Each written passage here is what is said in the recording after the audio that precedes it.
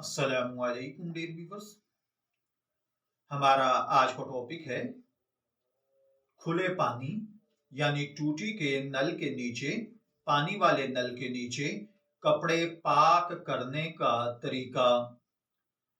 बाज लोग ये समझते हैं कि जब टूटी से पानी डाला जाए तो कपड़ों की ततहीर के लिए असर और तसलीस यानी 3 बार धोना और उनको तीनों मर्तबा निचोड़ना ये जरूरी है।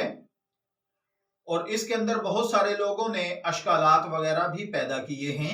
तो इस बात में याद रखिए, उलमाए अहनाफ के नजदीक एक चीज है कि अगर खुला वाफर पानी हो, जैसा कि टूटियों के नल से आजकल पानी आ रहा है, तो इस सूरत में असर और तसलीस की शर्त नहीं रहती, बल्कि अगर किसी कपड़े पर इतना पानी धोकर निचोड़ लिया गया है, यानी बहाकर उसको निचोड़ लिया गया है कि जितना पानी 3 दफा में इकट्ठा डाला जा सकता था, यानी आप एक दफा धोते और फिर कपड़े को निचोड़ते, फिर दूसरी दफा धोते निचोड़ते, तीसरी दफा धोते और निचोड़ते, तो ये 3 दफा का धोने के बराबर अगर पानी एक ही दफा में डालकर अच्छे तरीके से कपड़े को नथार लिया गया है और उसको पाक कर लिया गया है, तो कपड़े पाक हो चुके हैं।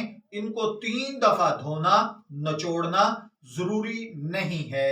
मैं दुआ गो हूं कि अल्लाह ताला हमें इन बातों को समझकर इनके मुताबिक अमल करने की तौफीक अता फरमाए। शब्बीर अहमद को इजाजत दीजिए, फिर हाजिर होंगे किसी नए टॉपिक के साथ। तब तक के लिए अल्लाह हाफिज।